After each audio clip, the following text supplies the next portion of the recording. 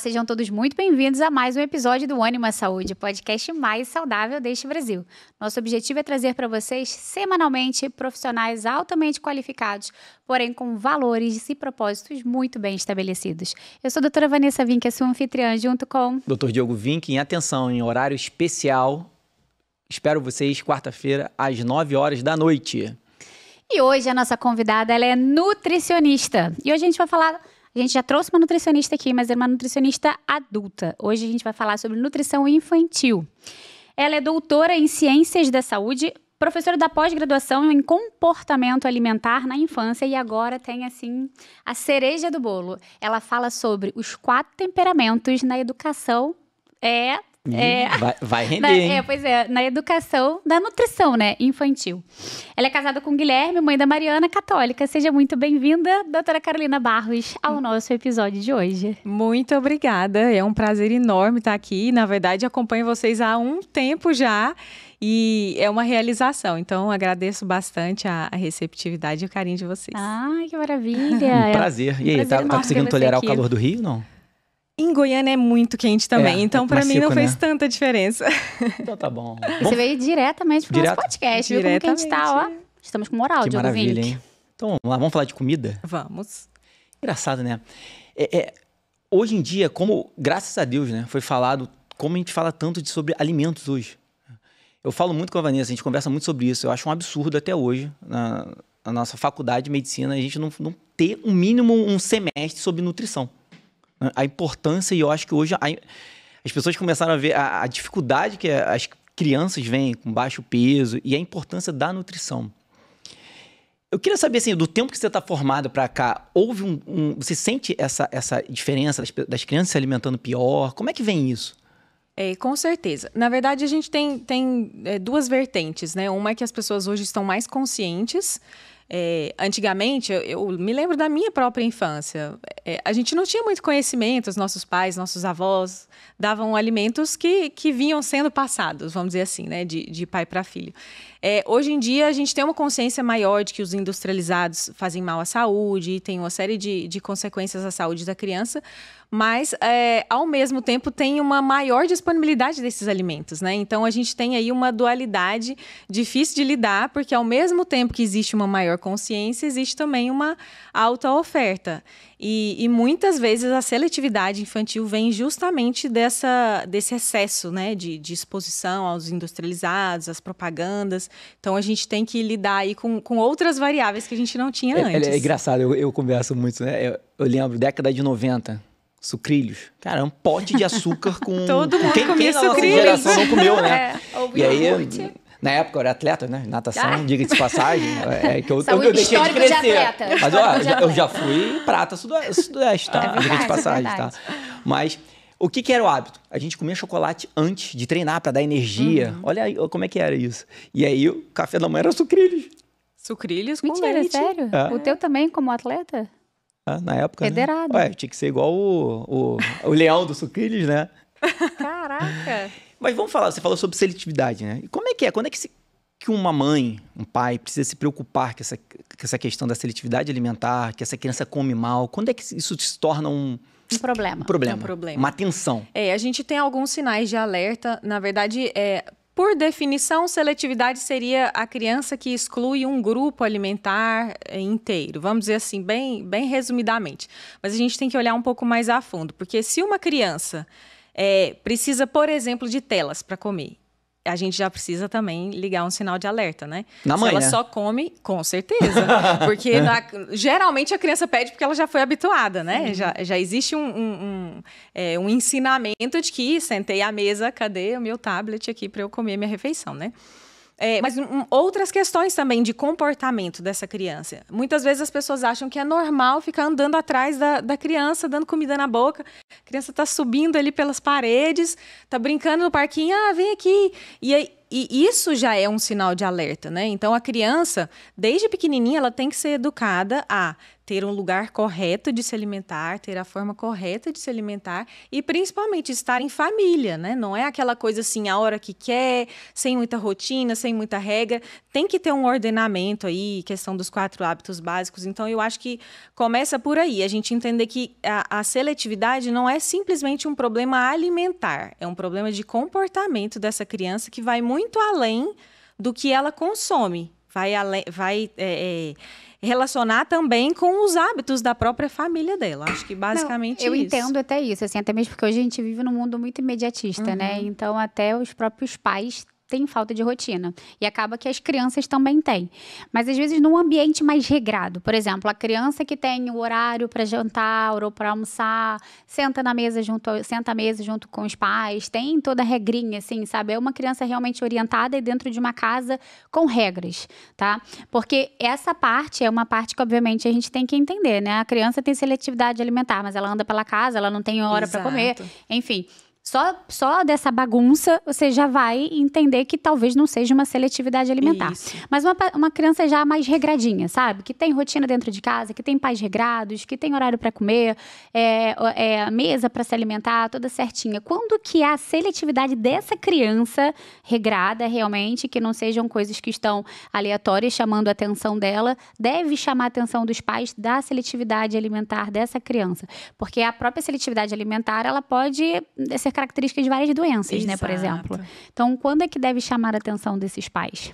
Algumas situações a gente vê desde a introdução alimentar. A criança já começa a dar sinais assim de aversão a algumas consistências, a alguns certos alimentos assim que a gente já liga um sinal de alerta, que ela não tolera tocar os alimentos, colocar na boca, ela tem uma certa um nojo, vamos chamar assim, né? Não que seja um determinante, mas muitas crianças, por exemplo, com espectro autista, elas apresentam essa dificuldade. Então, desde a introdução alimentar, a gente já tem que fazer um processo correto, com uma continuidade, um estímulo, porque muitas vezes a pessoa deixa o neném ali interagindo com o brócolis um tempão, brincando, e não existe ali um empurrãozinho, né? A criança vai fazendo 7 meses, 8 meses, 9 meses, e ela ainda não está fazendo uma refeição. Então, aí também é um sinal de alerta, porque muitas vezes a pessoa, não, vai no tempo dele, vamos deixando e tal. Então, assim, cabe muito aos pais entenderem o papel deles nesse processo para que a criança seja conduzida da forma correta. Além dessa questão assim, de consistência, que a gente tem que avaliar se é um problema, descartando essa possibilidade de alguma questão sensorial mesmo, se a criança vai crescendo e está selecionando cada vez mais os alimentos que ela está consumindo, por exemplo, o meu filho não come nenhuma verdura, nenhum alimento do grupo dos vegetais. Isso já é considerado seletividade. Então, uma criança que dá trabalho, não come frutas, não come verduras, ou não come arroz e feijão, não come carne. Então, se é uma criança que exclui grupos alimentares, e muitas vezes chega na hora da refeição, diz que não quer, aí a gente talvez entre aí em algumas condutas inadequadas, né?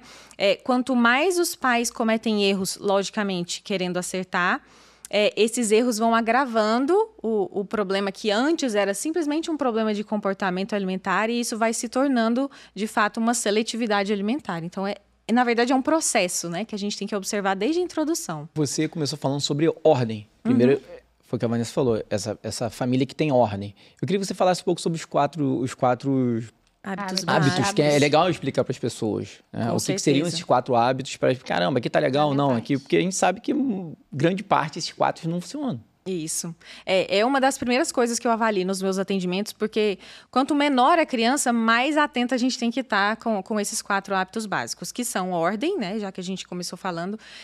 E a ordem, quando eu falo sobre ela, não é só a questão assim, cronológica, de rotina, de organização, assim, de tem hora certa para isso, hora certa para aquilo. É também uma questão de ordem espacial, né? Organização do ambiente, porque se nós adultos formos pensar, a gente chega, vamos supor, num restaurante e tá ali tudo bagunçado, sujo, muito barulhento, a gente fica incomodado para fazer uma refeição. Por que seria diferente com uma criança?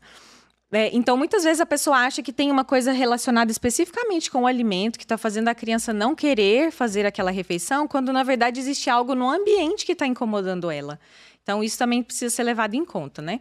E aí, dentro da ordem, eu falo sempre sobre esses dois olhares, que são a ordem cronológica, de ter uma rotina organizada, uma espécie de cronograma, um planejamento para esse dia da criança, e também a ordem espacial, a organização do ambiente. Seguindo os 4 hábitos básicos, a gente tem a higiene, que também a gente permeia um pouquinho a ordem, né? Tem que ter, bom, eu vou fazer a refeição, eu tenho que saber que eu preciso lavar as mãos para fazer a refeição. Antes de dormir, eu não vou pôr pijaminha com o corpinho sujo, eu brinquei, então eu preciso tomar banho. Então, a criança tem que ter essa noção de higiene desde cedo. Quando eu coloco isso numa rotina, ela já sabe, vou comer, vou lavar as mãos primeiro, né? E aí, além da higiene, o sono, muitas vezes a criança também não come bem, porque ela é colocada ali na refeição morrendo de sono. E aí ela faz birra, né, rejeita comida, e aí a gente vai ver, ela tá exausta. Ela tá ali naquele... Faz um monte de coisa o dia inteiro e vai jantar ainda tarde, 9 horas da noite. Exatamente. Muitas pessoas falam assim que a hora que mais dá trabalho é o jantar. E aí eu falo, bom, como é que tá essa rotina? Porque a gente tem que entender que a criança está cansada. Quem sabe a gente antecipa um pouquinho o jantar para favorecer a aceitação, né? E, por fim, a própria alimentação, que é o 4º hábito básico, que é justamente isso que a gente está falando. Olhar não só para o alimento em si, mas para toda a rotina da criança. Agora é importante, nós falamos muito sobre ordem, mas trazer para o outro lado da moeda também, que não é uma frescura da criança. Não adianta botar... boca abaixo, que é frescura ou não. É saber equilibrar isso e identificar. Até por isso que existe o podcast, para a gente saber informar e a mãe e o pai saberem aonde está ali o problema, né? Exato. E, na verdade, quando a gente tem essa experiência negativa, né, de forçar a criança a comer, ou brigar, chantagear, a gente acaba afastando ela ainda mais da comida. Eu entendo, e até pela minha experiência, eu tento acolher essa família, porque a intenção é sempre aquela angústia, né? Mas eu preciso fazer o meu filho comer bem, porque senão ele não vai crescer, ele vai ficar doente. Mas aí a gente vai por um caminho errado e até perigoso, porque a criança faz uma associação negativa com a hora da refeição ou com aquele alimento específico, e aí vai se tornando cada vez mais difícil com que ela aceite, né? Eu tenho a experiência de uma paciente que me marcou muito, que ela, adulta, tinha dificuldade de dar fruta para o filho, tem, né, até hoje, porque ela, na infância, era forçada a comer fruta e, se não me engano, o pai deixava um chinelo assim na mesa, caso ela não comesse, ela ia apanhar. Então, até tocar os alimentos, ela tem dificuldade para preparar para o filho. Então, é uma coisa que a gente vai levando para a vida, né? De novo, eu sei que é uma angústia dos pais querer que o filho aceite e coma aquela refeição que foi preparada, mas a gente tem que ir pelo caminho certo. E aí, por isso que a gente tem que entender qual que é o perfil da criança, como é que eu vou motivá-la, por que ela está rejeitando essa comida, porque não adianta eu forçar sem compreender todo o contexto, que não vai adiantar nada. E quais são as principais causas da seletividade alimentar, assim? Isso é interessante, até porque eu tinha essa dúvida. Quando falo de seletividade, me parece muito do autismo, né? É muito indo para o autismo, mas se existem outras patologias. Existe a questão fisiológica, assim, de saúde mesmo. Por exemplo, autismo, existem questões de saúde que apresentam uma dificuldade maior com texturas, com cores e enfim, essa particularidade existe. Mas boa parte das crianças que eu atendo é por uma construção errada da relação com a comida, infelizmente. Caramba, olha só, prestem atenção do que ela está falando aqui. Falta de ordem dentro de casa, né? Falta dos 4 hábitos, principalmente. Então, isso é super importante você falar, porque senão só são as crianças que têm um problema, que a maioria dos que a gente, obviamente, a gente sabe que são as crianças com um espectro autista. Ou seja, aquela criança que está tendo seletividade, muitas vezes é o problema dentro de casa. Mais uma vez, aquela falta de ordem, falta de rotina, que é tão importante, que a gente não fica batendo na tecla à toa. É porque realmente isso faz diferença, né? Então, a própria seletividade dessa criança pode vir por causa disso, né? A falta dos hábitos dentro de casa bem formados. Isso. E assim, muitas vezes, quando eu falo isso, a pessoa acha que é muito mais difícil, fica chateado. Mas eu falo, olha que maravilha eu saber que está nas minhas mãos a correção desse problema, né? Basta que eu siga o caminho correto e siga as instruções adequadas para que meu filho comece a comer bem.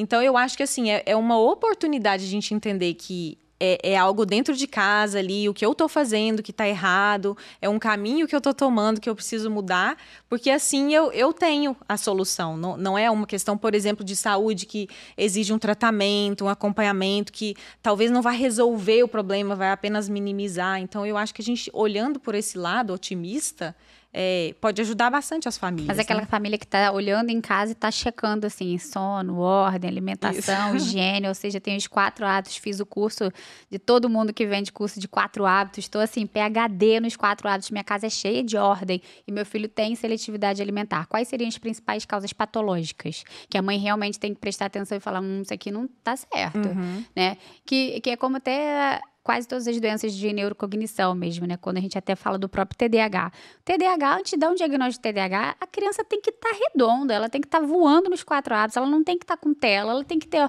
Porque senão tudo é TDAH e agitação hoje em dia, entendeu? Então, assim, aquela mãe que já está ali sofrida, tá realmente, assim, PhD nos 4 hábitos e realmente aquela criança, ela tem seletividade alimentar. O que a mãe tem que prestar atenção em algumas coisas, né? Que possa chamar atenção, às vezes, para uma patologia de fato, né? E quais seriam essas principais? A gente já falou do transtorno do espectro autista, mas tem mais algumas outras que ela deveria prestar atenção? Tá. Olhando os 4 hábitos básicos, ela fez o checklist lá, tá tudo certo. Muitas vezes, dentro do hábito da alimentação, a gente tem que também aprofundar um pouquinho se essa criança não tem um excesso de exposição aos industrializados, ao açúcar, né, aos doces, porque isso... O TDAH, por exemplo, né? Torna a criança ainda mais agitada. Isso. O industrializado tem todos na lista que a gente pode imaginar, né? Então, se a gente prioriza a alimentação dessa criança com alimentos mais naturais e realmente faz um esforço nesse sentido, a gente vê diferença. Agora, o sinal de alerta mesmo, se está tudo redondinho e ainda assim a criança apresenta seletividade, aí eu tenho dois caminhos. Ou fazer uma avaliação mesmo com o próprio pediatra, alguém da área específica, uma fono, uma TO, né, uma terapeuta ocupacional, ou partir para a questão comportamental mesmo, porque muitas vezes eu recebo pacientes que vieram de encaminhamento de TO ou enfim, de qualquer área, que está tudo normal. Então, a questão é comportamental mesmo. E aí, muitas vezes, a mãe fez o checklist tudo direitinho, mas o comportamento dela não está condizente com, talvez, o temperamento do filho. Ela está tendo abordagens que batem de frente e não que ajudam, né? Que motivam essa criança. Então, a gente começa a olhar um pouco mais para o que ela está fazendo e como a criança está recebendo, para a gente bolar estratégias mais individualizadas para o caso, para ver se a gente tem evolução. E existe algum tipo de grupo alimentar que é mais difícil para essas crianças que têm seletividade? Alguma coisa mais específica? Sim, a maioria das vezes são as verduras. Verdura? Verduras, assim. Até para adulto, né? Salada. Ninguém fica seletivo com McDonald's, não? Não, pizza? seletividade com brigadeiro, batata frita, não. Não tem, um hamburguinho, não rola a seletividade. A maioria, assim, maioria mesmo, é verdura. Aí, elegendo, assim, uma lista, talvez venha as frutas na sequência, mas tem muito a questão, assim, de alimentos específicos. Não come arroz, não come feijão, ou come muito pouca proteína, não gosta de carne. Aí a gente parte também para o comportamento. Será que essa carne, como é que está sendo preparada? Porque a carne é mais difícil de mastigar, né? E aí, se a criança tem uma dificuldade de mastigar, ela não vai querer nem começar. A depender do temperamento também, não, esse negócio é muito difícil. Vamos chegar lá, calma, vamos chegar lá. A gente vai chegar lá, tá? Ela É tá um ansiosa, spoiler. é o tema que você adora. Calma. Ou seja, já começa a encaminhar esse podcast aqui, porque hoje nós vamos falar de nutrição infantil relacionada aos 4 temperamentos. Eu sei que vocês gostam, deixa os comentários aqui, começa a curtir, começa a compartilhar esse episódio. Vou até resumir, sanguíneo come tudo, fleumático tem preguiça de comer, o melancólico pega, esmaga por raiva, e o colérico come a carne pra querer arrancar tua cabeça. Resumi tudo, gente, tá? São os 4 temperamentos na comida. Viu? Sanguíneo vai comer tudo. Tudo que é gostoso, tudo né? Que é gostoso, tudo que traz prazer, e que não dê trabalho. Né? Que não dê trabalho, né? Você deu trabalho, minha filha. E voltando, como orientar esse pai? Não consegue comer, tem que insistir. Como é que é a estratégia? Tem que ter uma estratégia perfeita ali pro pai, pra mãe, né? Porque não é fácil. Não é fácil. Eu sempre começo falando assim, né? Primeiro que viver não é fácil. A gente já tem que alinhar expectativas. A gente vai se deparar com muitos desafios quando a gente entende que tem uma criança seletiva em casa. E eu preciso ter essa consciência de que o papel tá nas minhas mãos mesmo, né? Então, de posse dessa consciência, é orientar. Então, assim, primeiro, eu tento entender por que a criança está rejeitando determinado grupo alimentar. É a forma de preparo, é a maneira como ela está sendo oferecida, ou é aquela outra questão lá, que, embora a gente tenha falado da mãe que fez o checklist lá, talvez algum dos 4 hábitos básicos não estejam alinhados, né? Então, eu faço meio que um geralzão, tentando entender a realidade da família, para entender de onde vem essa recusa alimentar. Quando a gente identifica essa recusa, a gente começa a traçar estratégias específicas para aquela recusa, entendendo o motivo e considerando o temperamento da criança e mais, o temperamento da mãe também. Com certeza. Isso interfere pra caramba. Interfere. Tanto pro lado positivo quanto pro lado negativo. Exatamente. A depender do temperamento da mãe, eu tenho que traçar estratégias pra de mãe. Um jeito ou de outro. E do pai também, né? Do pai também. É porque acaba que essa questão, assim, da infância e dos cuidados com os filhos, a maioria dos meus atendimentos é voltado para as mães mesmo, né? São as mães que ficam ali no dia a dia da criança e aí, logicamente, a gente também acaba falando do temperamento do marido, não só dele como papel de esposo, mas de pai também. Porque muitas vezes a mãe tem uma consciência de oferecer determinados alimentos, mas aí o pai oferece apoio, outros. Né? Então, a gente também tem que trabalhar essa questão mais ampla. Por isso que eu acho bonito a gente entender isso. Não é só a alimentação da criança que a gente tem que olhar todo o contexto familiar. Porque não adianta eu prescrever um cardápio todo lindo ali com os alimentos que a criança precisa para ela crescer e desenvolver de forma saudável. Se ela tem a seletividade, se os pais estão com algum desgaste familiar, se tem alguma questão envolvida na rotina. Então, eu tenho que olhar o todo, senão não adianta. Maravilha. Você fez pós-graduação, né? É professora da pós-graduação de comportamento. Isso, comportamento alimentar. O teu foco é baseado comportamento nisso, no alimentar. comportamento Exato. mesmo alimentar infantil. E foi daí que você começou a estudar a relação dos temperamentos? Olha, é uma história. Então conta, porque podcast é pra isso. Podcast isso, é né? longo, é pra contar a história. É pra isso, tá bom. Na verdade, quando eu me formei, eu não atendia crianças. O meu foco era nutrição esportiva, era o que era mais assim, estava em alta na época, né? E aí, tudo mudou quando eu me tornei mãe. Então, tudo a gente muda, né, Vanessa? Mãe, né? E é muito bonito eu ver essa trajetória, porque foi a minha vida pessoal que fez eu mudar a minha vida profissional. Eu começando a introdução alimentar da minha filha, conduzindo tudo muito bem, porque aí eu estudei mais a fundo ainda do que eu tinha estudado na faculdade, que é basicamente assim o superficial. E outras amigas e pacientes, porque aí eu atendia só mulheres, né, no consultório. Eu comecei a receber, Carol, meu filho não está comendo isso, o que eu faço? E aí eu dava sugestões para essas amigas ou pacientes e as sugestões funcionavam. Nossa, aquilo que você me falou, aquela ideia tal, deu certo, ele agora está comendo. E eu pensei assim, nossa, parece que eu estou gostando desse negócio, Já né? sei, ela é melancólica. Eu tô tentando aqui, Você é uma vai piada chegar interna, eu tô tentando descobrir. E aí eu comecei a me encantar por esse mundo, assim, né, da nutrição infantil. E aí comecei a atender não só as mulheres, que eu já atendia, mas também dar orientações sobre os filhos. Então, muitas chegavam para mim com as demandas que elas tinham delas mesmas. E aí, na consulta, Carol, deixa eu aproveitar e te perguntar, meu filho aquele dia e tal. E aí, quando eu vi, eu estava atendendo também os filhos, né, as crianças. E aí, tudo mudou na pandemia. Porque aí, na pandemia, eu tinha uma clínica no edifício comercial mais nobre de Goiânia. Na pandemia, a gente teve que fechar tudo, né? Aquela coisa, assim, desconhecida, como é que faz e tal. Proibiu, fechou e tudo. E aí, fiquei dentro de casa com meu marido e minha filha. Minha filha, na época, tinha acabado de fazer 2 aninhos. E aí, pronto. E agora? Né? Todo mundo ficou naquela dúvida. E eu me encontrei dentro do meu lar. Eu fiquei num encantamento, assim, de estar podendo cuidar da minha casa, do meu marido, da minha filha. E, ao mesmo tempo que eu me encantei, por ter essa oportunidade que Deus nos deu, né, de estar dentro de casa, de estar convivendo mais com a família, eu comecei a buscar conteúdos que fossem voltados para esse tema de educação dos filhos, matrimônio. E aí eu fui vendo que esses temas iam desembocando numa mesma origem, que era o catolicismo. Até então você não era católica. Não era católica. Fui convertida pela comida. Foi. Deus, não Olha tem jeito, só, chega tá em tudo que é lugar, viu? Foi. Mas você era uma católica de IBGE ou não tinha religião? Eu era espírita de IBGE. Ah, entendi. Então, assim, na pandemia eu comecei a ter um olhar muito diferente Sim. sobre as coisas, sobre a vida em geral, né? Comecei a estudar bastante e me encantar por esses assuntos.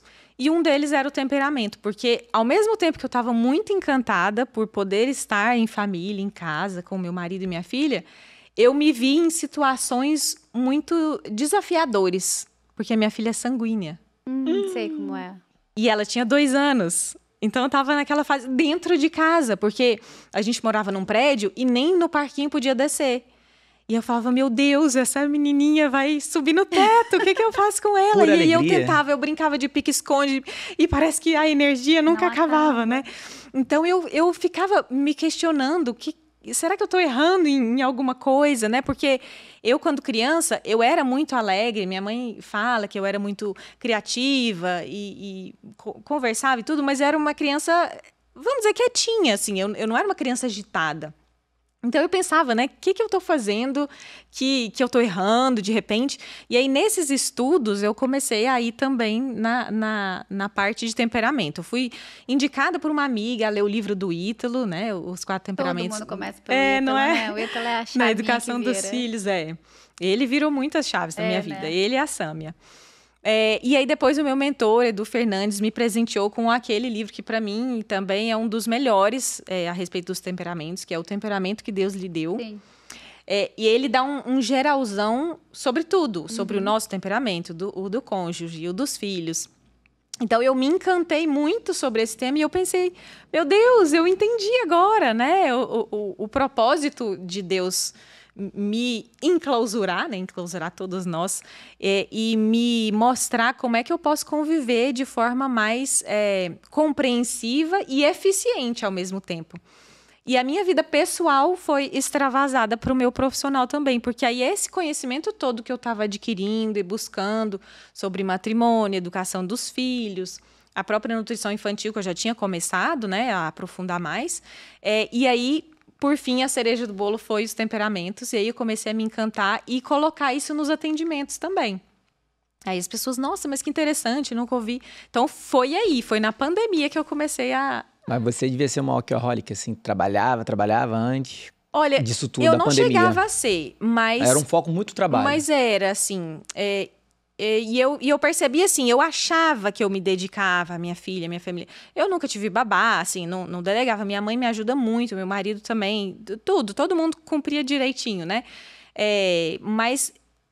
Quando eu fiquei dentro de casa é que eu percebi que eu não estava fazendo o meu melhor. Então, eu acho que foi realmente um holofote. Na verdade, você deu prioridade ali porque é certo. Que é a prioridade ali. E você ordenar você, seu marido, sua família. Isso. E é difícil mesmo hoje, nos tempos atuais, para as mulheres, que eu falo. É um mundo atual porque é muito difícil para a mulher. Questão do trabalho, casa.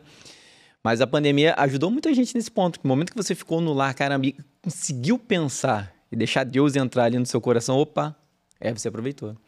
Mas é legal, nós usamos muito também na nossa clínica os temperamentos, né? Agora eu tô curioso, como é que você faz com isso na Antes da parte... gente começar a falar isso, vamos falar um pouquinho sobre os temperamentos. Porque, obviamente, que é um assunto que todo mundo... A maioria já teve algum contato, mas às vezes as pessoas não sabem muito do que a gente está falando. Então, pro pessoal que está assistindo a gente, assim, vamos falar então o que são os temperamentos. Tá bom. Muita gente confunde, né? Tem a ver com personalidade, tem a ver com signo, não tem nada a ver com religião. Não tem nada a ver. Na verdade, nem é moda. Muita gente fala que tá na moda e tudo, mas é um assunto muito antigo, assim. Eu posso citar 3 grandes nomes da antiguidade que, somando a contribuição de cada um, eles chegaram a essa ciência dos temperamentos. Então, temos Empédocles, Hipócrates, que tem a teoria dos humores. Todos nós temos 4 humores, mas um predomina. E aí veio Galeno e pegou a questão assim da simbologia dos 4 elementos e associou a cada um deles. Então a gente tem... Eu sempre que eu explico, eu imagino o desenho, né, que ilustra bastante, assim, de forma clara. Então, a gente tem os coléricos, que são representados pelo fogo. A Vanessa está aqui para representá-los. Eu sou totalmente fleumática. Então, o fogo é quente, expande, e, ao mesmo tempo, ele marca. Então, os coléricos, eles são pessoas que extravasam mais, que põem para fora, que tem essa quentura nas ações, na fala, nos movimentos, e deixam marcas porque são pessoas que guardam as experiências, guardam rancor e, ao mesmo tempo, também deixam marca no ambiente. Então, se a gente convive com o colérico, o Diogo deve certamente saber. Não só a questão... Não aparece, eu tenho ó, gente, vou falar para vocês olharem no meu rosto. Mas, ó, eu vou elogiar também, porque é um dos temperamentos... Eu gosto de todos, é lógico, né? Eu conheço todo pessoas maravilhosas. É muito bom ter um colérico do lado. Exatamente. Você sabe que o Bertal... Vanessa e Bertal são coléricos. Colérico, né? Construiu um santuário. Mas olha só, é muito bonito isso, porque o colérico... E Kenny e Diogo sanguíneos. Então, alegria do podcast. Eu, Bertaldinho, Kenny e Diogo. Então. Papá. As duplinhas. Exato, assim, o colérico, ele marca porque a gente percebe, assim, nitidamente o destaque do colérico em comparação com os outros 3 temperamentos, porque ele é aquele que resolve, aquele que vai à frente, aquele que comanda, lidera, né? Os coléricos têm essa facilidade. Aí, já não sei se a gente pode aprofundar bastante em cada um. Pode. Isso é um tema que todo mundo adora. Esse é um tema que todo As mundo pessoas gosta. sabem, é legal. Tá bom. Então, Nosso assim, público vou falar as características Pode. de A gente cada vai um. começar, pelo menos, que vale a pena a gente introduzir, para depois a gente falar em relação aos temperamentos das crianças e em relação com os alimentos. Tá, né? joia, ótimo. Então, até para quem nunca ouviu falar, ou até que para quem ouviu e às vezes não tem uma profundidade, super vale. Carol, pode... Tá, joia. Podcast é para isso. Tá bom. Eu estou aqui sentada, Qualquer coisa eu bebo uma aguinha aqui, né? Pode mandar bala. Tá bom. Então, coléricos são quentes, eles precisam dessa expansão.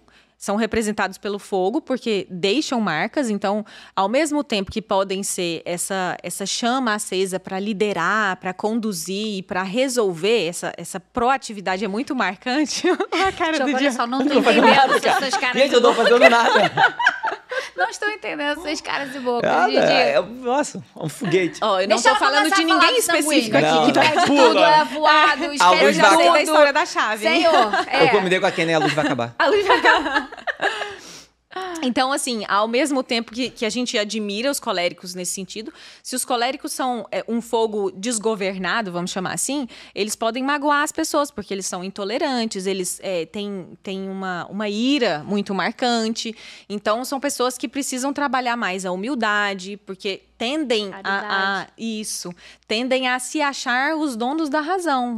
Não, mas o meu jeito é sempre o certo, o meu jeito é o que é correto e o seu tá errado. Ainda bem que o meu foguinho tá governado. Tá governado. Tá então, deixa a virtudezinha nas virtudes, gente. Porque como diz Padre Mateus, né, o colérico é passar de primeira pro inferno, assim. Não passa nem no purgatório, meu filho. Se não tiver aqui, ó, trabalhado nas virtudes. Nossa Senhora, haja evolução. Sanguínea, né, cara? Não tem como. Então, não, o marido sanguíneo, uma filha sanguínea, Deus tá falando assim, minha filha, eu te quero no céu, por favor. Vou te dar um marido sanguíneo, uma filha sanguínea, agora um filhinho melancólico. Olha, tá vendo? Todo mundo diferente. O friozinho dentro da casa quente, pensa. Vai lá. Vai lá. Então, já que a gente está falando de quentura, né? Vamos falar do sanguíneo agora, né, Diogo? Agora é só alegria.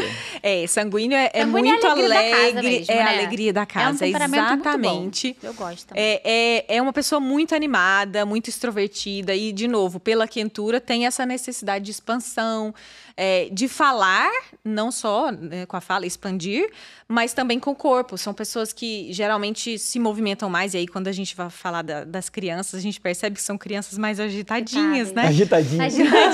Ela é fria, agitadinhas, né? Então, o sanguíneo ele é marcado por essa pessoa que é muito sociável. Ele tem uma facilidade de interagir com as pessoas. Na verdade, não é nem facilidade, é uma necessidade, né? De socializar com outras pessoas e de conhecer. Mas representado pelo ar, assim como o ar é quente, né, e lá levanta, vem o mas. lá vem o mas. Ele se dissipa, ele dispersa. Então, ele não deixa marcas. É uma pessoa que geralmente não guarda rancor, as vivências não ficam marcadas. Então, é aquela pessoa que distrai. Né? Acontece, ela é muito intensa ali naquela hora. Nossa, o mundo vai acabar, meu Deus do céu. Depois acabou. Explode, E aí depois já passou, não, o que foi mesmo? É verdade. É assim, Diogo? Eu ia perguntar, meu amigo me conhece ali há 20 anos, é assim? Comigo é igualzinho, né? Eu chego fazendo, lembra lá em 1982, Diogo? Não lembro. Eu lembro. Você vê, sanguíneo, Santo Agostinho é sanguíneo, tá vendo? Então. Gente, São José Maria Escrivá é colérico. Ou seja, eu tenho chance tá de tudo bem. Tá? Tô aqui, ó. Então é isso, assim, as semelhanças são relacionadas à quentura, porque os dois temperamentos precisam dessa expansão, seja na fala, seja nos movimentos, e as diferenças são na umidade ou na secura. Enquanto os coléricos têm a secura e são mais voltados a princípios, a valores, eles têm um foco muito grande nos objetivos. Os sanguíneos são mais dispersos. Enquanto eu tô me divertindo, enquanto eu tô achando isso aqui prazeroso, O colérico eu tá tô trabalhando. Que isso? Olha o bolinho. Vanessa, tá fazendo bullying, né, Diogo? O dia inteiro. Mas quando eu perco a chave, perco tudo, entendeu? Gente, eu tô muito mais evoluída. Vai dizer que não, Dia. Ele Esse perde a negócio de chave, perder eu a chave falo, é normal ou tá não? tranquilo, amor, Então, tá pra bom. quem é disperso, Eu já tô costuma- aqui na caridade do dia. Eu falei, tá bom, você vai achar a chave daqui a pouco. Antigamente, imagina. Olha, você foi paciente. Sério? Não, mas nunca foi. Não era sempre assim, né, Dia? Até que Mas você é tá assim, aprendendo é menos surreal. agora. Até a história da Vanessa, a anestesista, ela virou essa chave. É uma força que você olha assim, eu falo assim, Vanessa, até a questão da organização. Eu peço pra ela, me ajuda a me organizar nesse ponto. Eu falo para os meus pacientes que quando as esposas são coléricas, aproveita. Isso. Tudo tem um lado bom e um lado ruim. A dificuldade hoje de se ordenar, principalmente, a minha dificuldade sempre, com todo mundo, é o sanguíneo fleumático, né? De você ajustar a ordem ali. Sua esposa é colérica, melancólica, cara, aproveita. Aproveita isso dela, pede, fala, Vanessa, me ajuda a me organizar nisso, naquilo. Ela vai e me ajuda. Mas é um Isso. foguete mesmo. Até muito porque, bom. como não somos nós que escolhemos o nosso temperamento, né? Foi Deus que nos deu. Ele É também mineral, né? escolheu que a gente tivesse o cônjuge que nós temos para cada um trabalhar as suas necessidades e ajudar o outro que Você fizesse o imagina, mesmo. Vamos imaginar dois coléricos juntos. Dois sanguíneos. Imagina.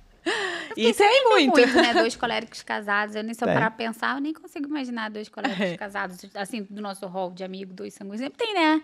Ali o contrabalanço. Tem. Tem. Mas Perfeito. acontece também. Vamos pros calmos agora. Agora vamos pros frios. Vamos. Aí vou falar agora do ponto em comum com o sanguíneo, que é o fleumático, eu imaginando aquele desenho. Não sei se as Tá. pessoas Sim, vão sim. ter familiaridade, mas é a umidade, né? Justamente essa questão assim de envolver, tanto nos ambientes quanto nos relacionamentos. O fleumático também tem essa facilidade de tentar se dar bem com todo mundo, ele é muito diplomático, ele é pacífico, ele não gosta de confusão, ele quer que esteja todo mundo bem.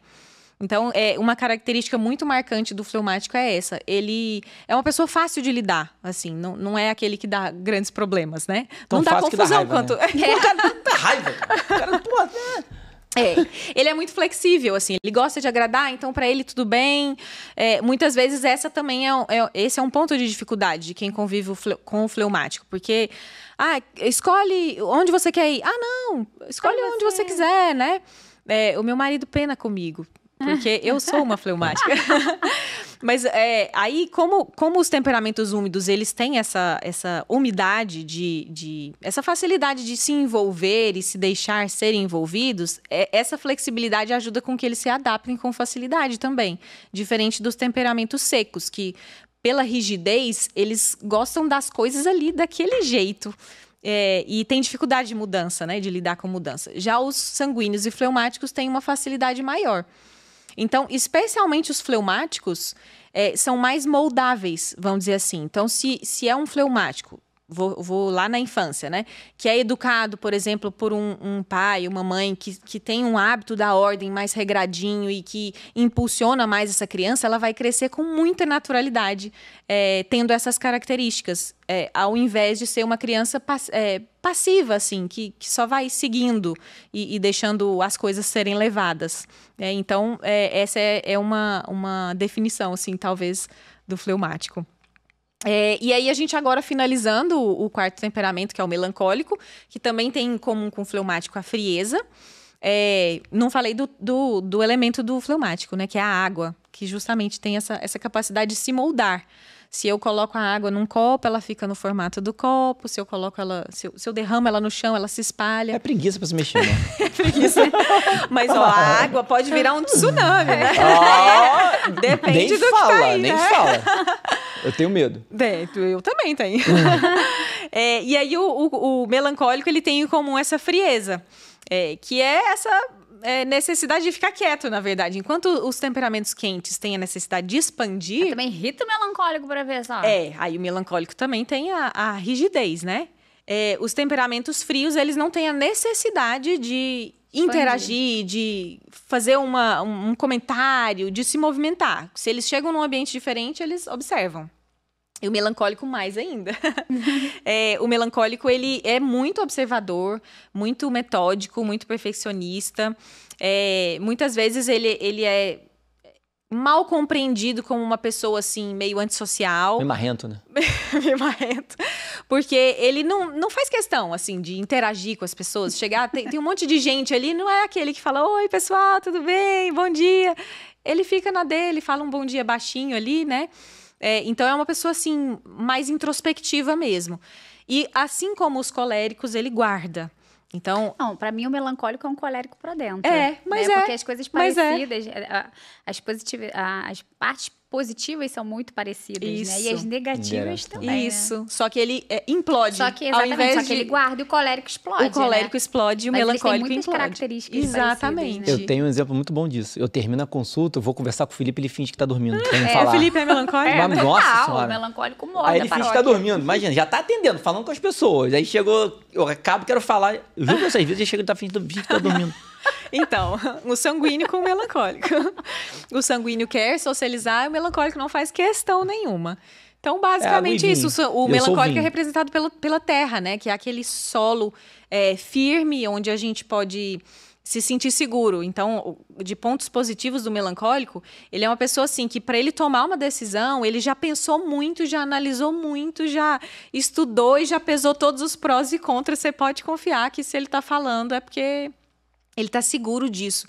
Então, ele é uma pessoa, assim, que dá realmente uma estabilidade para a família. Se ele também é ordenado. Então, acho que, assim, todos os temperamentos, eles têm qualidades... E qualidades boas e ruins, vou chamar de qualidades ruins, porque, na verdade, são características, né? A gente não pode considerar como defeitos, porque um cuidado que a gente tem que tomar é que as pessoas classificam e encaixotam. Eu sou explosiva porque eu sou colérica mesmo, e não posso fazer nada a respeito disso. Quando, na verdade, não é bem assim.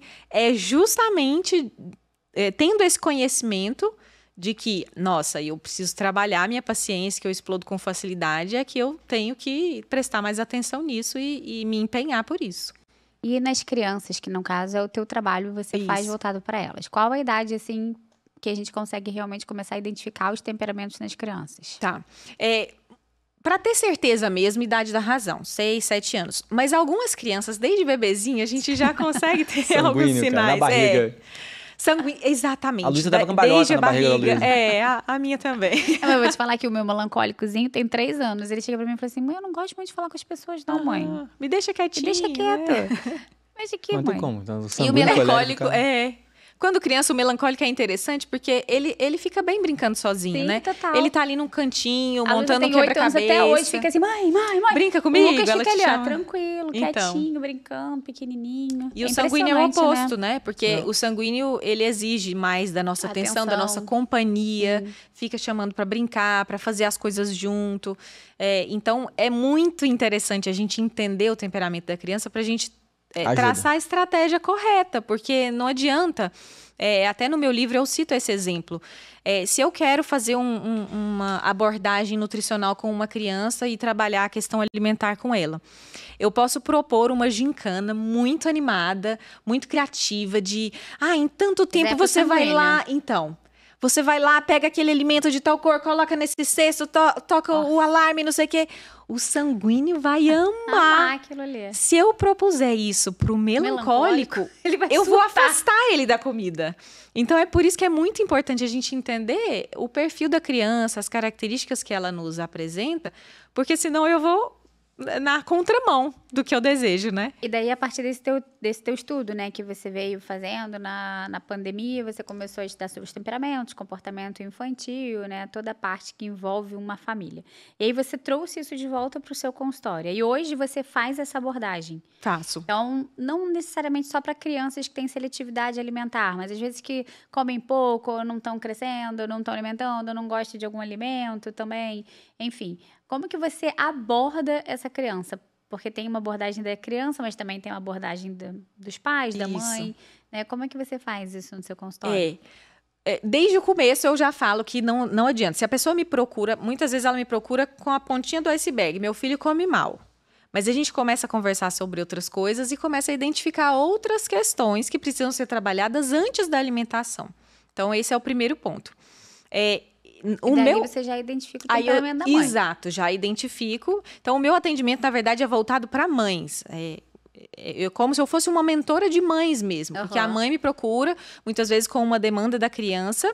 E aí, a gente vai conversando, eu vou entendendo o que é exatamente. Aí, eu percebo que ela não tem rotina. Eu percebo que ela fica 3 horas por dia em frente a uma televisão. Eu percebo que não tem tempo ao ar livre. Eu percebo que tem muito doce, muito industrializado. E aí, a gente começa a entender melhor isso aí. E entendendo a forma como a mãe me conta as coisas, como ela diz que aborda a criança, eu já vou conseguindo identificar o temperamento dela. E o que ela me conta a respeito do filho, eu também vou fazendo algumas perguntas para identificar o da criança.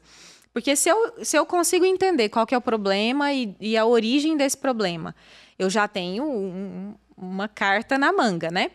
Mas se eu não entendo o temperamento da criança, eu posso fazer aquele exemplo da gincana com uma criança melancólica, que não vai dar certo. Então, todo esse acompanhamento precisa ter esse olhar também para o temperamento da mãe e do filho, para eu ter um quebra-cabeça aí se fechando e chegando no resultado. Você atende de que idade até que idade?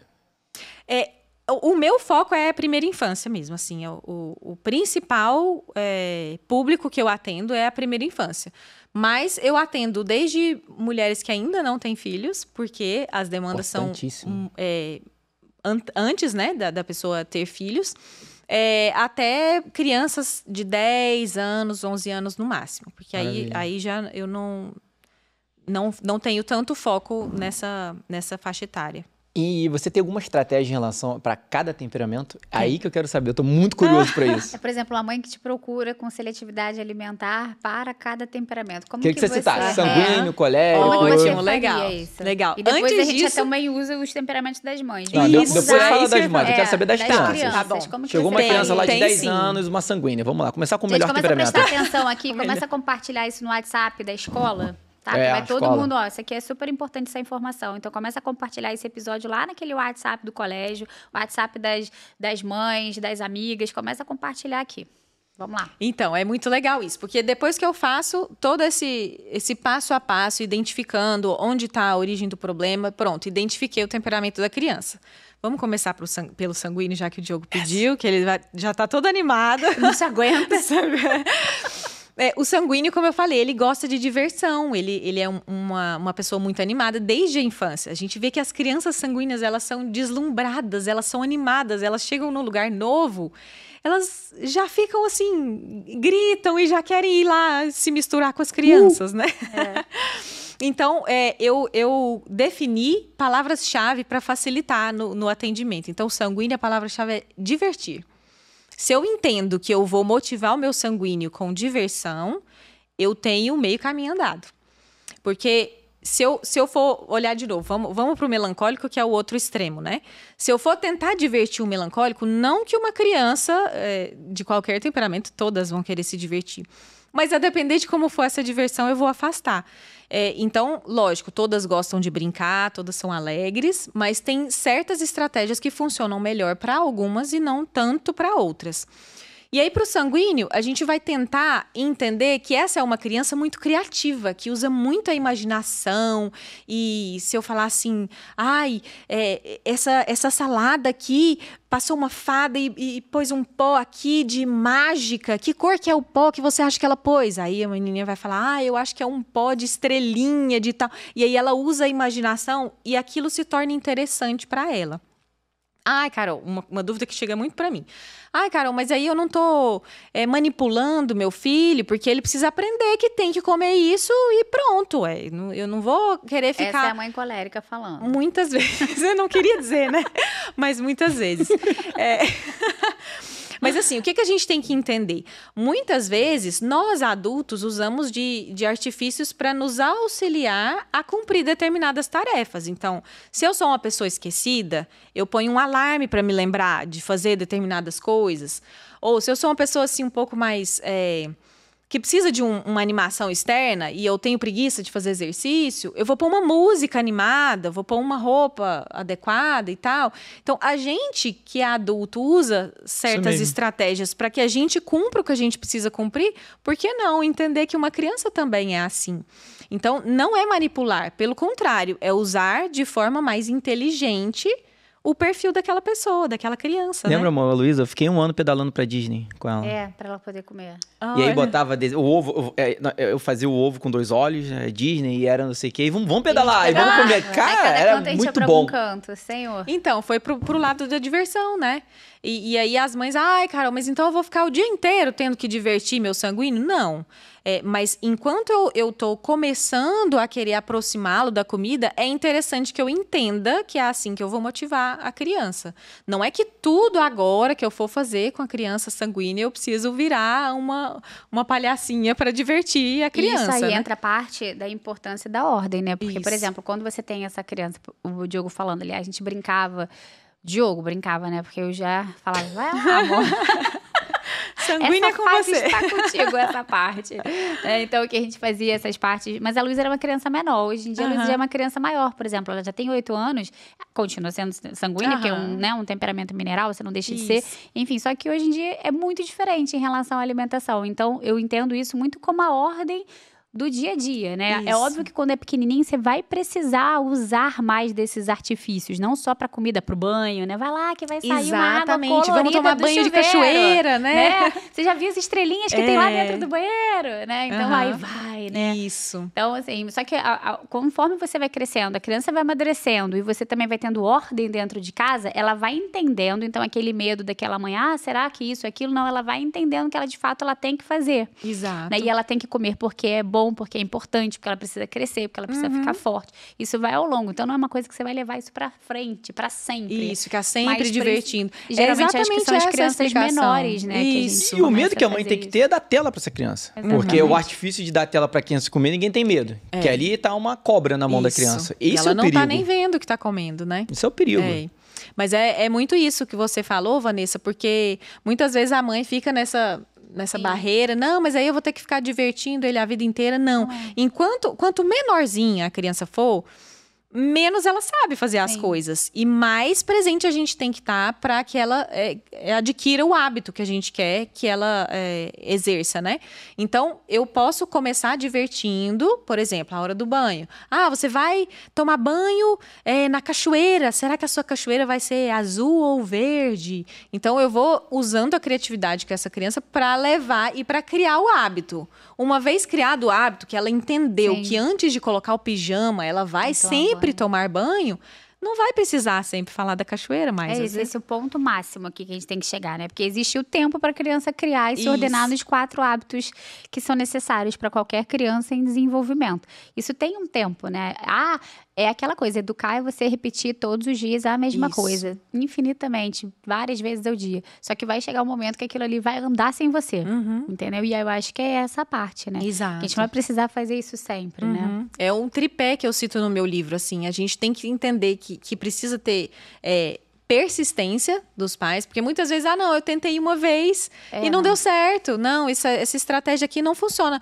Mas peraí, uma vez a gente não vai na academia, faz lá um treino excelente e acha que já emagreceu 10 quilos. Não é assim que funciona, né?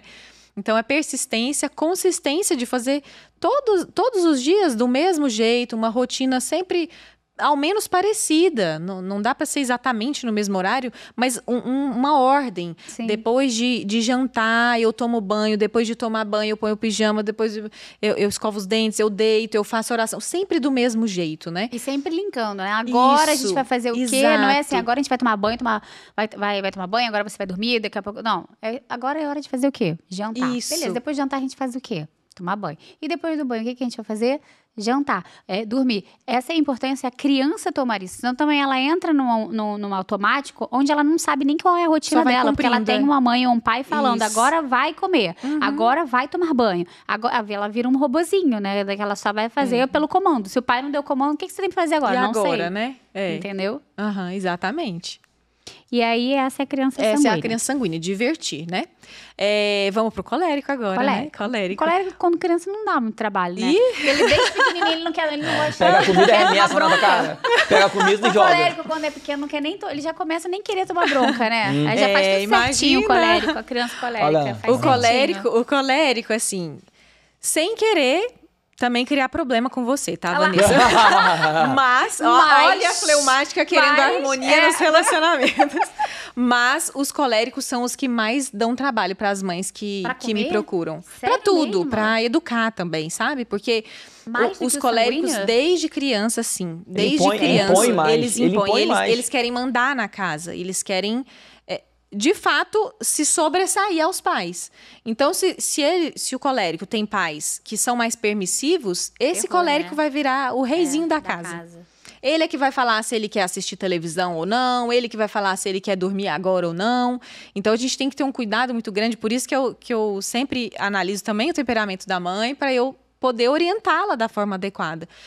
Porque senão, se esse colérico não for bem conduzido desde a infância, ele vai se tornar um adulto difícil de lidar, achando que o mundo deve servi-lo e que ele está sempre certo, né?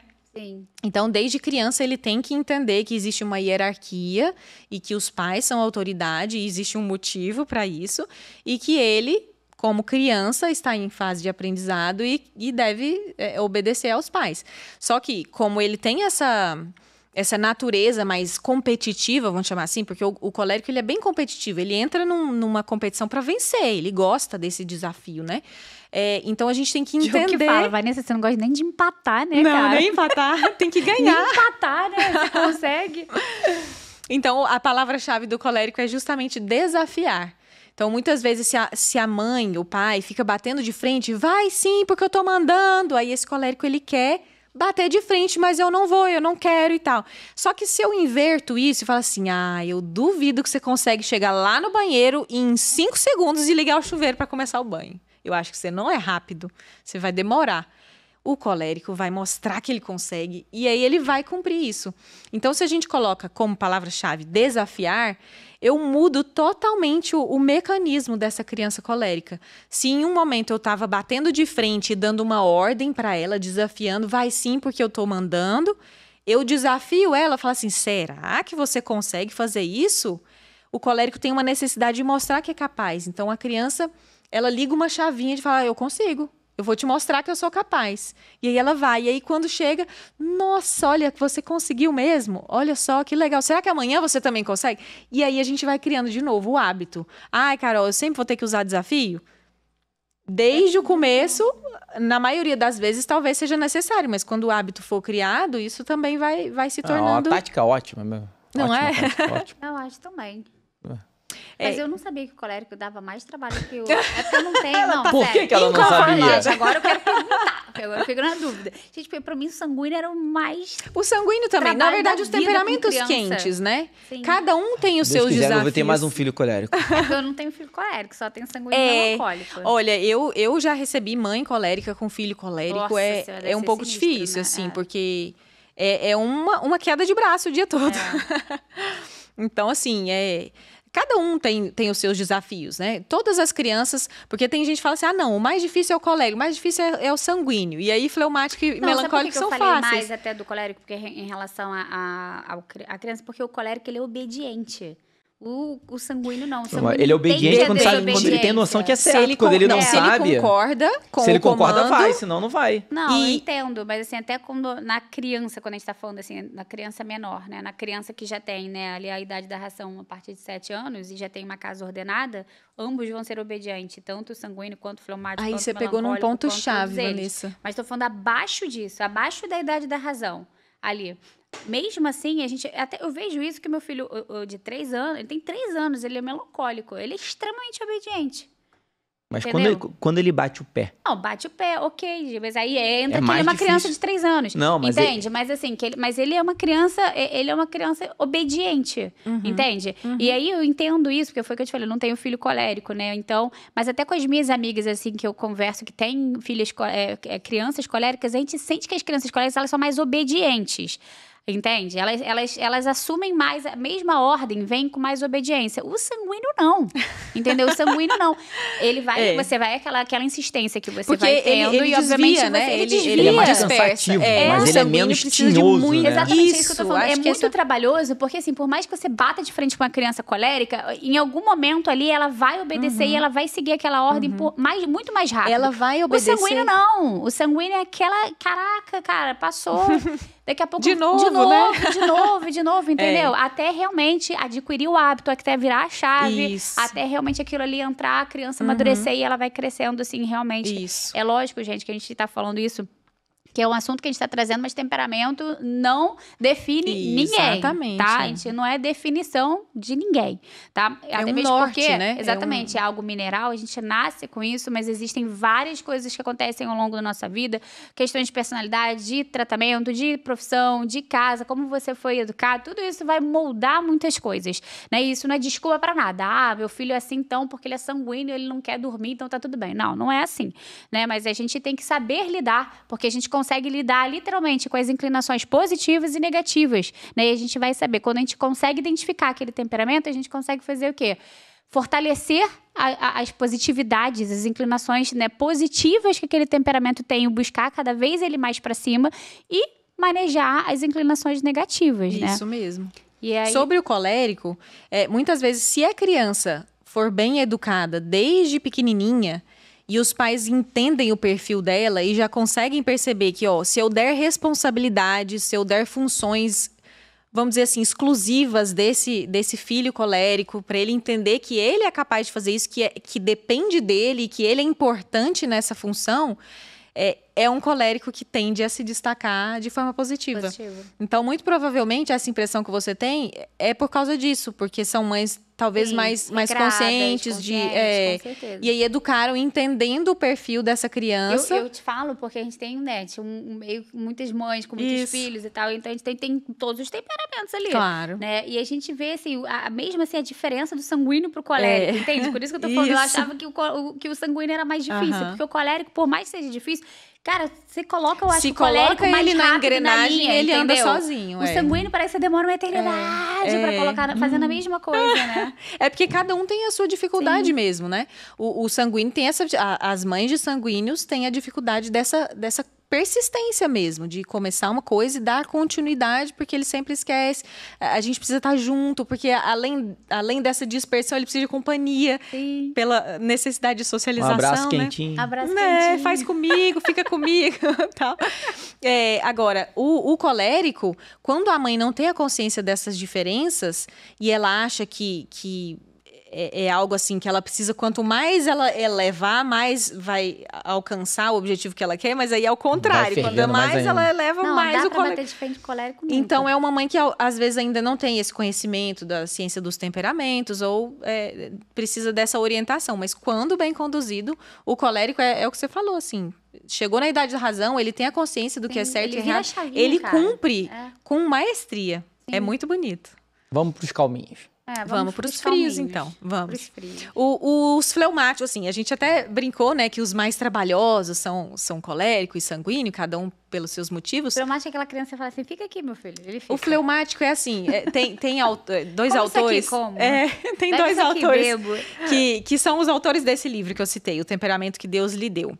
É um casal, né, que escreveu esse livro, e eles brincam que o filho fleumático é o sonho de todos os pais, né? Mas que a gente não pode se Se esbanjar assim, é porque eu sou um bom pai, uma boa mãe, porque não tem nada a ver, porque é do temperamento. Mas, na verdade, assim, ele tem outras dificuldades, sabe? Outros problemas que não são esses que se expandem.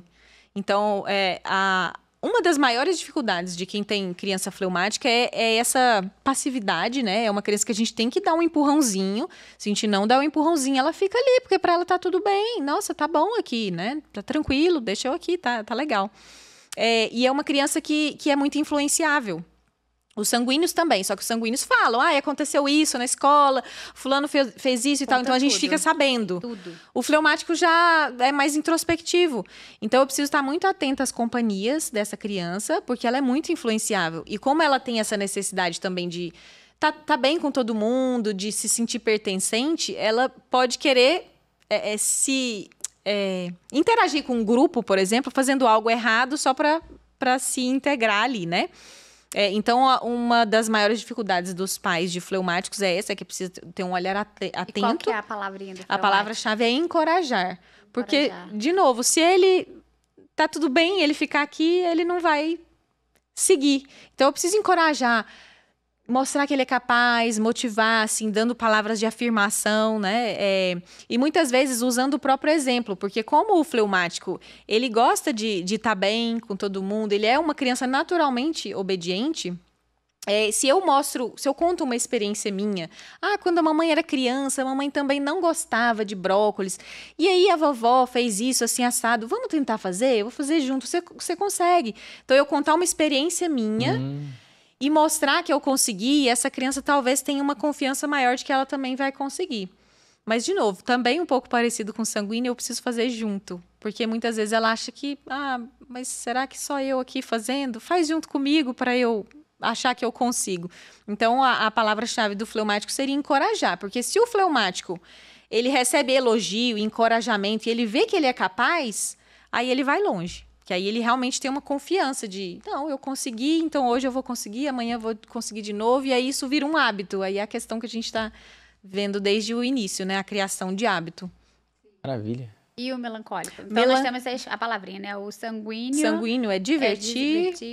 O colérico desafiar.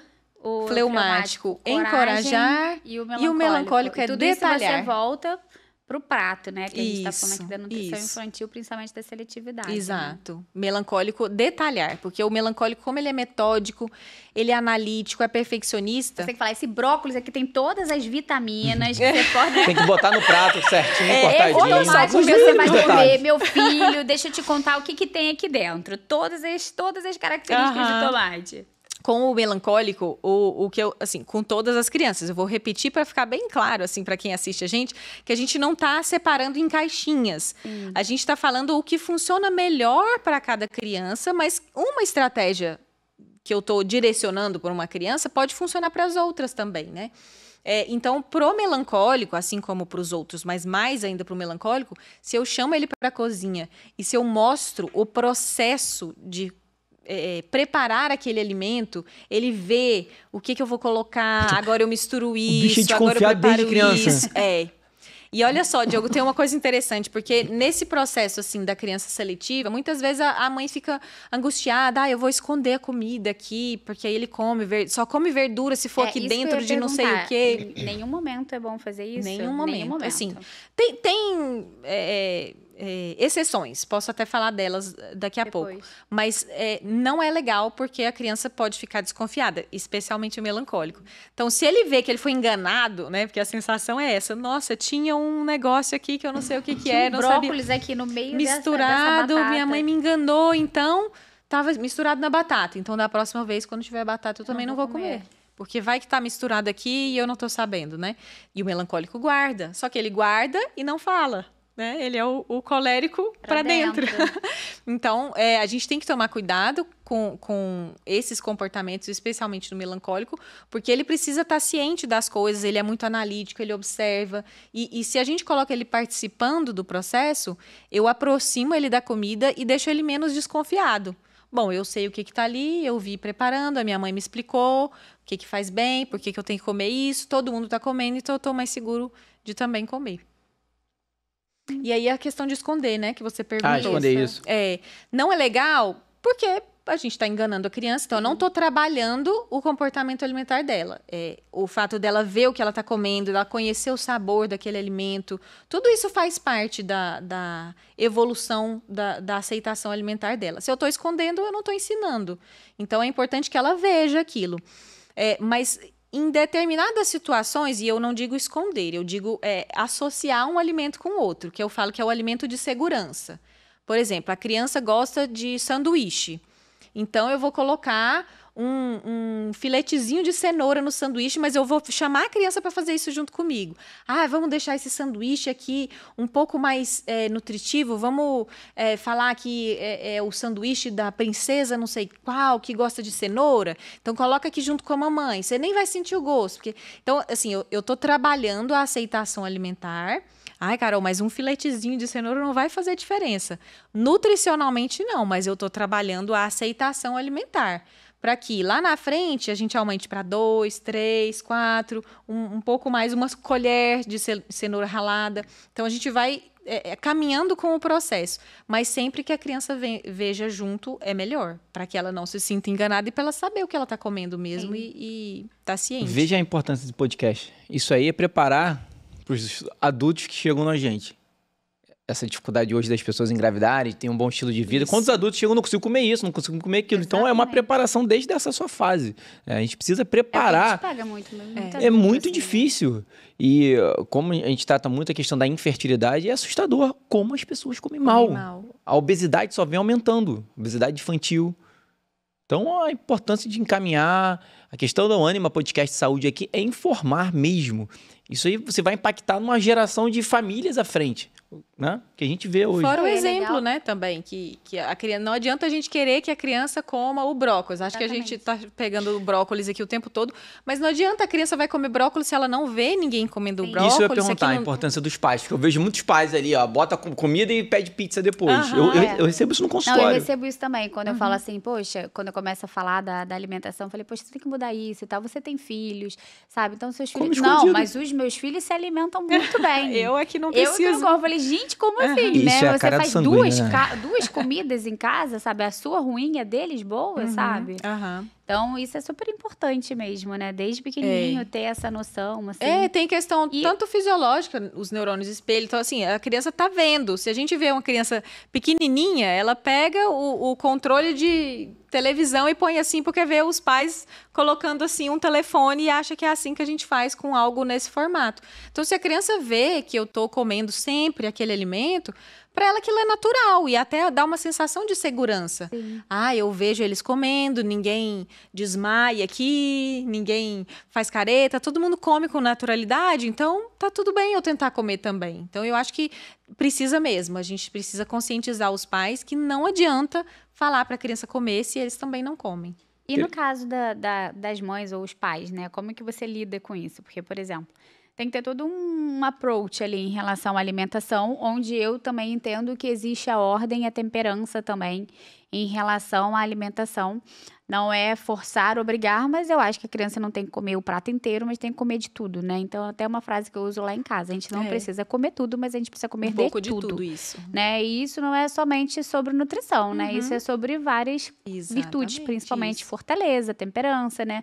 Então, você pode não gostar, mas tem que comer. É a regra. Né? Então, às vezes, fugindo daquele paciente atípico, mas às vezes com alguma patologia realmente de fato, que você vai trabalhar aquela seletividade, a maioria foi o que você falou, são crianças, às vezes, que não têm os 4 hábitos ali ordenados, certinho. E a mãe, muitas vezes, também, tudo bem, ele não gosta, não tem problema, ele não quer comer beterraba, tudo, né? mas ele pode, então, comer abobrinha. Não, se ele não gosta de beterraba, ele vai comer beterraba, se ele não gosta de abobrinha, ele vai comer abobrinha. Não é isso, não é questão somente da nutrição.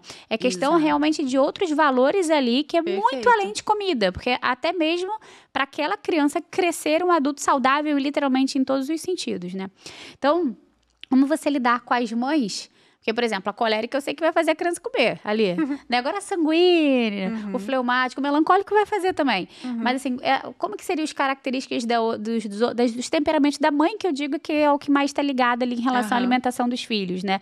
Com a criança, né? Como é que você lida com isso? Que imagina, você pegar uma mãe colérica com um filho fleumático, um filho melancólico, né? Uma colérica com colérico sanguíneo, beleza. Agora, pô, uma colérica com melancólico, né? Uma fleumática com uma coleriquinha, coitada. Entende? É a goela abaixo. Goela abaixo. Vai botar, não, senta aqui que quem vai te dar comida sou eu. Agora você vai virar colérica. Entendeu? Então, assim, como é que você lida com isso, né? Tá. Antes disso, eu queria aproveitar o gancho que você falou de virtudes, porque eu falo que a alimentação, né, a refeição da criança é uma das melhores maneiras da gente trabalhar a virtude. Totalmente. Porque não é só sobre o alimento. Mas eu não gosto de tudo, eu não gosto de beterraba também. Não, mas peraí, não é só sobre comer beterraba. Eu não faço só o que eu gosto. Lá em casa, minha filha já repete a minha frase. A gente não faz só o que gosta. Exatamente. Então, assim, eu não tô com vontade de comer salada, mas eu vou comer porque é importante. E ponto, né? É a regra. Então, eu falo assim, não é na hora da maratona que a gente chega lá sem ter se preparado e vai correr sei lá quantos quilômetros. Eu tenho que me preparar antes. Então, eu falo para as mães, não é na hora da refeição que a gente vai chegar e vai achar que a criança vai comer um pratão de salada. Eu preciso trabalhar isso antes. E uma dessas coisas que eu tenho já que deixar a criança ciente é esse combinado antecipado. Sim. Aqui na nossa casa a gente come um pouquinho de tudo. Vou pegar a cenoura de novo, o exemplo da cenoura. Não quero cenoura, então você vai comer um filetezinho dessa cenoura ralada. Vai estar aqui no seu prato, você vai comer um filetezinho, não tem problema. Mas esse é a regra da casa. Não faz diferença nutricional por enquanto não, mas a gente vai aumentando. Fortaleza, né, exato. Criança. Exatamente. E aí essa é uma das explicações que eu dou. Carol, mas não tem problema não comer, não precisa comer tudo. Não, a gente vai trabalhar, porque o fato dela fazer algo que ela não queira, mas sabendo que é importante, na refeição também vai fazer com que ela faça em outros momentos, outras situações da vida dela. Isso vai fortalecer ela. Então, eu coloco muito um cenário assim, como é que você quer seu filho lá na frente, adolescente ou adulto? Ele tendo dificuldade de lidar com os desafios da vida, achando que o mundo é injusto e, enfim, tendo depressão? Ou você quer uma pessoa forte, né, para lidar com essas dificuldades? Então, eu mexo mesmo na ferida para a pessoa se conscientizar, porque agora é a hora dela fazer alguma coisa, entender quanto mais cedo, melhor. Exato. Então, é basicamente isso. Agora, sobre o temperamento da mãe, muitas vezes, a gente identificando, principalmente quando é diferente, o que acaba acontecendo na maioria das vezes, eu vou na dor. Ou na dor ou no amor. Então, é assim, por exemplo, né? Uma sanguínea que é muito dispersa. Meu filho é de temperamento diferente. Meu filho é melancólico, olha... Mesmo sendo melancólico, tendo uma natureza mais metódica, mais ordenada, se você não ordená-lo, ele vai ter a mesma dificuldade que você tem hoje. Ele vai sumir a chave, ele não vai acordar na hora, ele vai ter dificuldade. Então, eu começo a pontuar, e aí essa mãe sanguínea, ela fala, nossa, eu tenho de fato essas dificuldades que você está citando. Eu não quero que meu filho sofra isso que eu sofro, então eu preciso... me ordenar, trabalhar essas dificuldades para que eu passe para ele as virtudes que talvez sejam até mais fáceis de serem trabalhadas nele. Então, eu uso muito isso, assim, sabe? A dor que ela própria sente, talvez da dificuldade natural do temperamento, ou mesmo o amor, né? A questão positiva ou do temperamento dela ou do filho. Uma coisa que falta em um e sobra no outro, sabe? Então, eu acho que indo por aí, eu consigo conscientizar essa mãe de que essas diferenças, que são muitas vezes o desafio que ela acaba lidando, acabam sendo complementares, porque aí ela tem um olhar para a criança de que essa diferença pode me ajudar a melhorar na minha dificuldade, ao mesmo tempo que a minha facilidade em olhar para a vida de forma mais otimista, né, que é natural do sanguíneo, possa ajudar o meu melancólico, que é mais pessimista. Então, eu faço essa troca, assim, para deixar o negócio bem redondinho. Ai, que maravilha, legal. Muito legal. Achei muito bom. Legal mesmo. Você fez um livro, né? Isso que eu ia falar pra você, o seu livro. Né? Fala aí pra gente, como é que surgiu? De onde veio essa ideia? Você realmente começou a ajudar, estudar o assunto, viu que isso funcionava dentro da sua prática clínica? Mas olha só, você vê a importância do sanguíneo na vida das pessoas, né? Porque, sério, tudo vem do sanguíneo. Não, e a autoestima do sanguíneo é ótima também, né? Um dia tá assim, outro dia tá aqui. Né? Não, mas olha só, ela teve que estudar pra cuidar da filha dela, entendeu? É isso, a gente teve que estudar por causa da Luísa. Isso. Não, mas isso é muito legal mesmo, porque eu comecei a estudar os temperamentos quando eu virei mãe, literalmente. Porque tinha alguma coisa errada, né? Eu não conseguia identificar, né? Então. Imagina, eu colérica, Luísa sanguínea. Eu falava, meu Deus do céu, como que eu faço aqui, sabe? Foi aí que eu comecei a estudar. De fato, assim, me ajudou absurdamente, né? Transforma, né? É um divisor de Totalmente, águas. totalmente. Totalmente.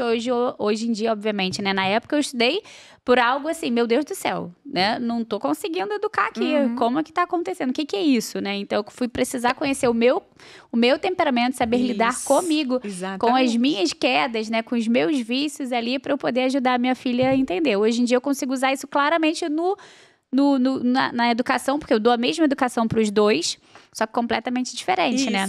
Por exemplo, a gente tava falando ali né? da aguinha colorida, né? Eu lembro que eu falava isso direto pra Luísa. Se eu mando o Lucas de 3 anos tomar banho com uma aguinha colorida, ele vai olhar e falar assim, mãe, cadê essa tem aguinha? água colorida aqui nenhuma. Aqui é um chuveiro normal, sabe?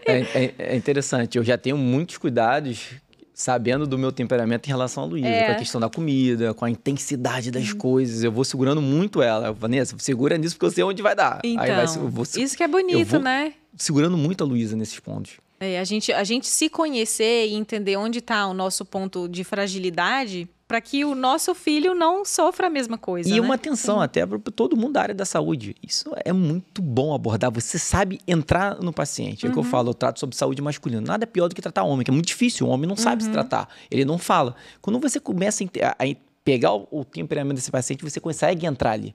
E aí você consegue montar um plano de vida, ajudar. Isso é uma ferramenta ótima para qualquer área da saúde. Eu sempre uso os temperamentos na minha Também prática entra clínica, na minha anamnese. né? Também entra na minha. Torna porque eu tudo acho mais que vale completo. muito a pena, às vezes é um primeiro passo de um Ferramenta. autoconhecimento.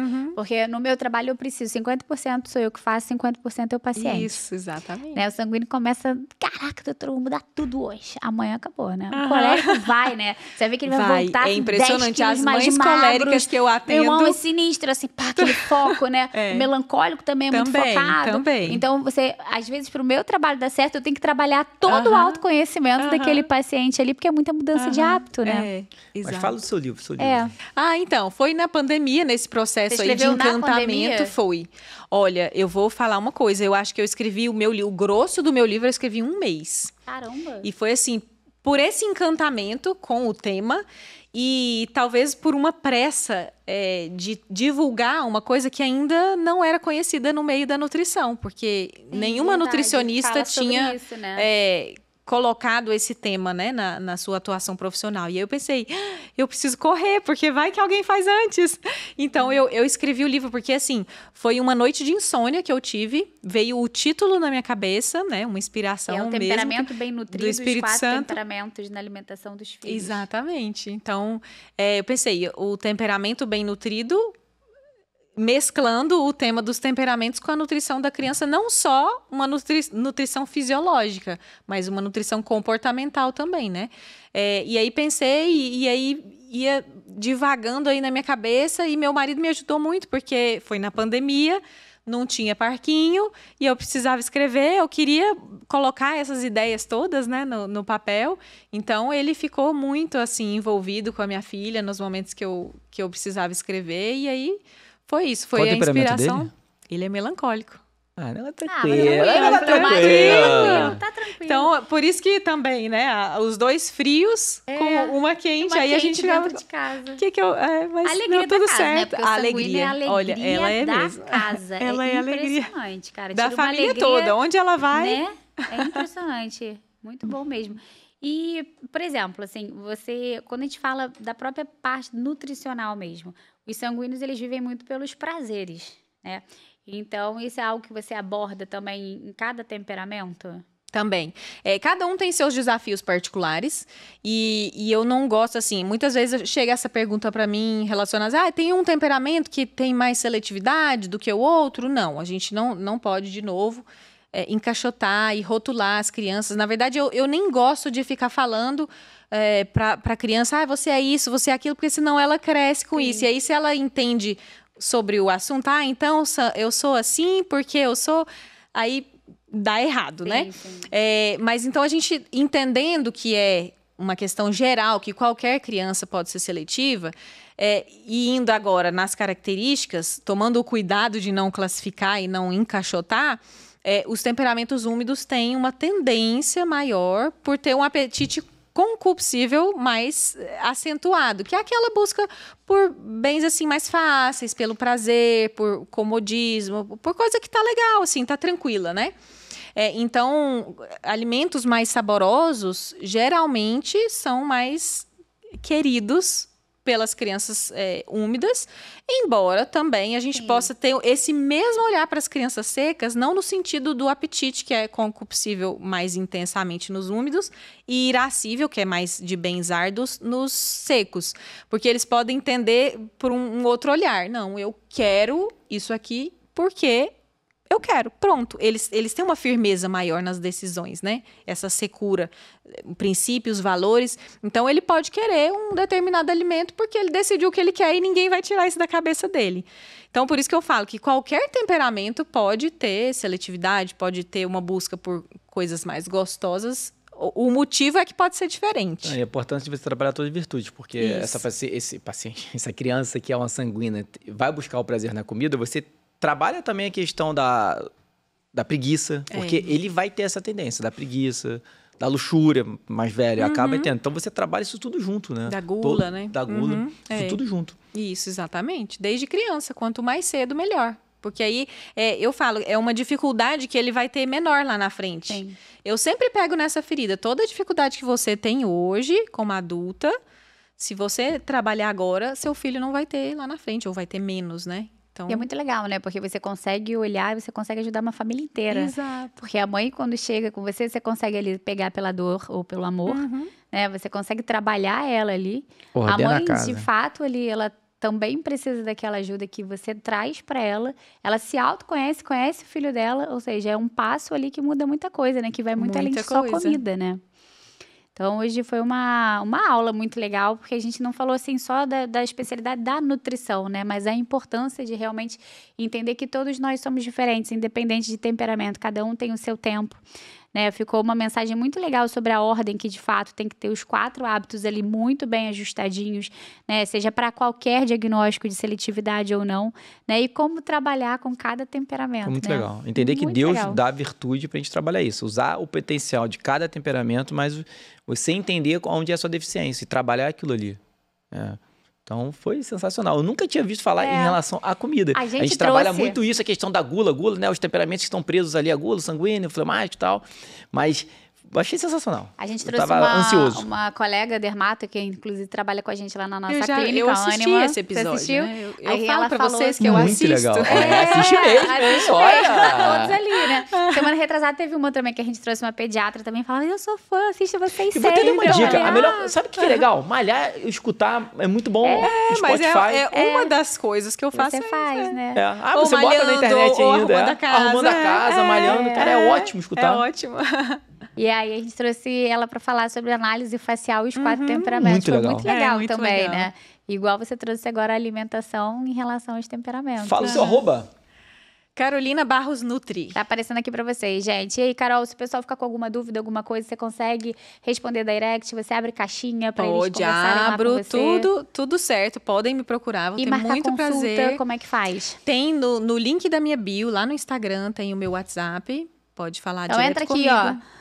Siga a Carol, começa a seguir. Se quiser marcar uma consulta, é só clicar no link da bio dela. Da bio dela. Se ficar com alguma dúvida, pode abrir, perguntar na mandar. caixinha, Isso. mandar um direct. Isso. Se Além quiser do livro, comprar o tem- livro, O livro tem na Amazon, tem na própria editora, Kirion. Então, ele tá Você tem algum curso disponível. também? tem um não? lá em casa também que ela me deu. ainda não. Tá vendo? Precisa, hein? Seu curso, hein? O Uma curso ideia. está em fase de construção, mas ele sai esse É, ano, né? se Deus Maravilha. quiser. Viu? Muito legal. Isso aí. Porque é muito legal você também ensinar outros profissionais a trabalharem dessa forma, né? Porque isso tá indo muito além de... É uma ferramenta, gente. É. Tudo que puder Não, e vai ajudar, muito- a ferramenta Com para ajudar o certeza. paciente, só Vai soma. muito além de alimentação, né? Você tá ordenando uma casa, Isso. né? Isso É uma faz muita diferença. transformação. Poxa, muito obrigada, Carol. Adorei. Foi um papo Eu que super leve, agradeço. muito legal, diferente, assim, né? Trazendo essas informações legais que o pessoal adora também, né? Quando fala de temperamento, é algo que o pessoal curte pra caramba, né? Aí foi... Maravilha. Saindo daqui, eu já vou Super comer bom. uma pizza em sua homenagem. Muito obrigada. Podemos ir aos avisos paroquiais. Avisos paroquiais. Lojas Ânima somente online, hein? Hoje, o crucifixo. Olha aí, botar atrás da porta, que bonito. É. Bonito, hein, Lindo. gente? Esse livro aqui, ó, do grande Eduardo Oliveira. Deixa eu ver. 21 dias de oração e jejum, ó. Jejum, ó, combinou, hein? Primeira vez que você vê livro, jejum. É verdade. É importância. E esse livro aqui, É um presente. se você já sabe pra quem que é. Olha! A história de Fátima, contada por Bertaldo e Kenny, é autografado pra você. Autografado. Que legal, pra você. muito obrigada. Presentão. É, né? Amei. Muito Pessoal, não obrigada. se esqueça de se inscrever no nosso canal, ou seja, você que nos assistiu até agora, gostou, compartilhe, né? O grupinho de WhatsApp, grupo da escola, grupo de mães, é algo muito legal, né? Então, essa informação é super válida e tem que ser encaminhada e mostrada, vista por muitas pessoas, né?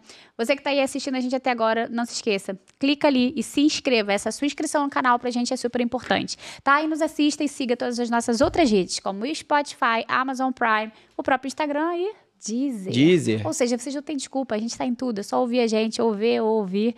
Ou seja, não tem desculpa para estar com a Ânima aí pertinho de vocês. E não percam o próximo episódio. Exatamente. Carol, muito obrigada, foi ótimo. Eu que agradeço. Tá Um bom? prazer estar aqui. E é isso, pessoal. Fique com Até a Deus. próxima quarta. Tchau, tchau. Fiquem com Deus. Tchau, tchau.